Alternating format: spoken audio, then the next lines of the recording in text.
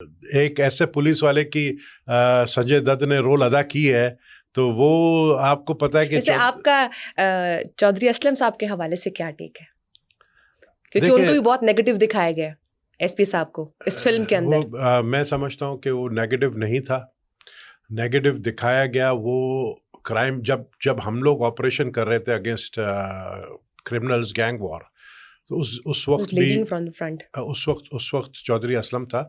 But ये ज़रूर मैं कहूँगा कि एक दफ़ा आप ही के चैनल वालों ने और आप लोगों के ही जितने मीडिया कराची के सब ने मुझे इसी तरह चैलेंज किया।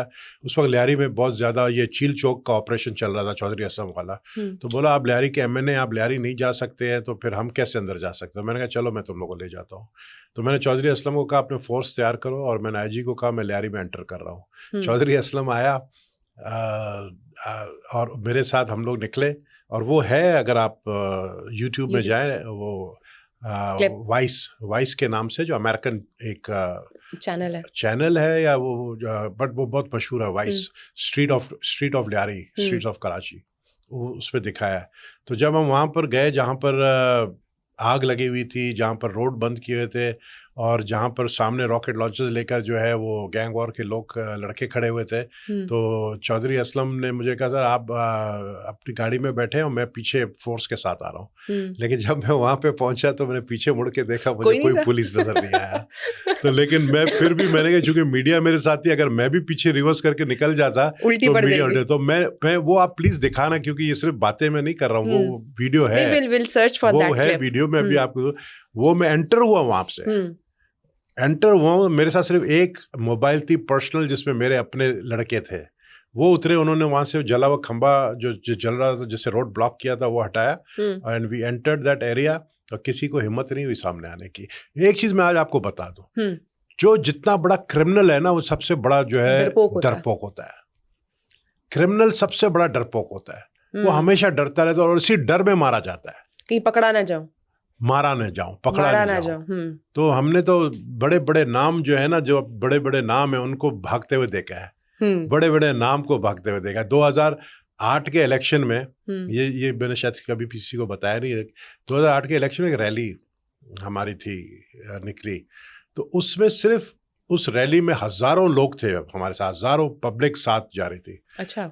उस रैली में एक गैंग वॉर का बंदा भी शामिल था, जो कि हमें नहीं पता था कि वो उस रैली में शामिल है। सामने से जो ओपोनेंट मुखालिफ जो गैंग वॉर का बंदा था, उससे सिर्फ एक गोली चलाई और सब के सब हजारों लोग भाग गए, और जो मेरे गार्ड्स थे वो भी मेरे राइफल छोड़ के गाड़ी में वो भी भाग गया, और मैं अकेला खड़ा रह गया। जब मैं उतरा सामने, मैंने देखा 20 लोग आर्म्ड विद राइफल्स उस गली के अंदर में जब गया, मैंने देखा खड़ा हुआ। अब मैंने कहा अब तो मौत सर पे नजर आ रही है, अब लड़ना है तो, लेकिन वो मुझे देख के पीछे वापस चले गए। लेकिन अब वो लियारी नहीं रहा है, लियारी की इमेज को टोटली चेंज किया, और मैं और ज्यादा पॉजिटिव चेंज लेकर आ रहा हूँ। मैं बहुत मेहनत कर रहा हूँ इसके ऊपर। और इस हवाले से आप क्या क्या प्रोजेक्ट जो हैं वो भी कमिंग डेज में फॉर लियारी लेकर आ रहे हैं? देखें, अभी तो करंटली चल भी रहे हैं। अभी तो सबसे पहले बहुत सारे लोगों को ये नहीं पता है, मैं बार बार ये कहता हूँ कि प्रेसिडेंट जरदारी साहब की एक मेहरबानी, जब प्रेसिडेंट बने तो उस वक्त उन्होंने हमें बुलाया MNN MPS ऑफ लियारी कि भाई लियारी में ऐसा कौन सा काम होना चाहिए जो पब्लिक खुश हो जाए। तो मैंने पहले से एक तैयारी की हुई थी, मैंने प्रेसिडेंट साहब को कहा सर बेनजीर साहिबा के नाम पर एक यूनिवर्सिटी हमें दे दें और एक मेडिकल कॉलेज दें। यूनिवर्सिटी और मेडिकल कॉलेज आज भी है जिसमें बाहर से लोग आके, स्टूडेंट भी आके वहाँ पे पढ़ते हैं। अगर डर होता तो बाहर से लोग नहीं आते हैं। ये इमेज हमने चेंज किया। फुटबॉल ग्राउंड्स हम बना रहे हैं। अब चेयरमैन बिलावल जरदारी, भुट्टो जरदारी जो है वो पर्सनली लियारी को देख रहे हैं, बिकॉज वो हमेशा लियारी को अपना ही घर समझते हैं। बिल्कुल। उन्होंने इस वक्त लियारी के लिए एक ट्रांसफॉर्मेशन प्रोजेक्ट बनाया जिसको पर्सनली देख रहे हैं, जो टोटली लियारी को ट्रांसफॉर्म करेगा। बिल्डअप ऑफ लियारी, जितनी सड़कें हैं, जितनी गलियां हैं, सब बनेंगी। जितने सीवरेज के लाइन, पानी के लाइन चेंज होंगे। गैस के ऑलरेडी मैं करा चुका हूँ, गैस के 400 किलोमीटर का जो है प्रोजेक्ट लेकर आए हैं, और हमने लाइंस चेंज किए, गैस के नए पाइपलाइन डाले। इसी तरीके से हमने जो है और बहुत सारे इस वक्त काम कर रहे हैं। लेकिन आगे हमारा प्लान जो है, ये दिसंबर के एंड से ये जो प्रोजेक्ट है इसका काम शुरू होगा, और आप 6 महीने में देखोगे कि लियारी में काफ़ी तब्दीली आ जाएगी। अच्छा, चूंकि हम देखते हैं कराची की सियासत में बहुत उतार चढ़ाव होते रहते हैं, आप क्या समझते हैं इस वक्त कराची का सबसे बड़ा मसला क्या है जिसका सलूशन होना भी बहुत ज़रूरी है? कराची का सबसे बड़ा मसला ये है कि थोड़ा कराची को सीरियस लेना चाहिए। ओके। हाँ, कराची का सबसे बड़ा मसला ये है कराची को गिला भी रहता है ना कि हम रेवेन्यू देते हैं फिर भी हम निगलेक्ट रहते हैं। सीरियस लेना चाहिए कराची को, क्योंकि देखिए कराची पाकिस्तान का रेवेन्यू चलाने वाला एक सिटी है और कराची को ही कुछ नहीं मिलता है। और कराची से ही जब रेवेन्यू आपको देते हैं तो आप पंजाब में ब्रिजेस बनाते हैं, अंडरपास बनाते हैं और आप बड़ी दावे करते हैं कि जी हमने जो है ये ब्रिज बनाया, हमने ये सब कुछ बनाया, पैसे हमारे हैं, हमें उसका हक तो दो, हमें उसका शेयर तो दो। NFC अवार्ड से जो शेयर मिलना चाहिए वो हमें नहीं मिलता है। लेकिन फिर भी मैं ये नहीं कहूँगा कि पॉलिटिकल बात नहीं करूँगा, हमारी भी गलतियाँ हैं, हमारे भी जो लोग हैं वो सुस्त है, हमारे भी लोग सिर्फ झूला झूलते हैं। मैंने अपने मेयर को कहा कि तुम झूले में बैठे हो, झूला झूल रहे हो, तुम कराची के शहर लियारी टाउन में आओ तो रोड पे जब चलोगे तो वैसे ही झूला झूलोगे तुम समझे ना। तो थोड़ा लियारी को सीरियस लेना चाहिए और कराची को भी सीरियस लेना चाहिए।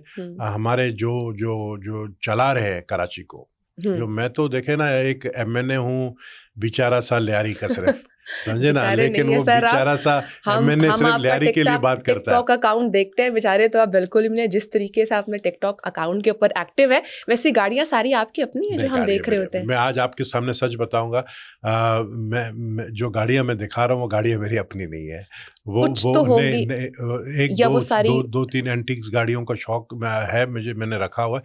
जो बाकी गाड़ियां जो खड़ी होती हैं तो लोग समझेंगे ये भी सब मेरी है, वो दूसरों की होती हैं। 2-3 एंटीक्स गाड़ियों का है मेरा, बिल्कुल मुझे शौक है।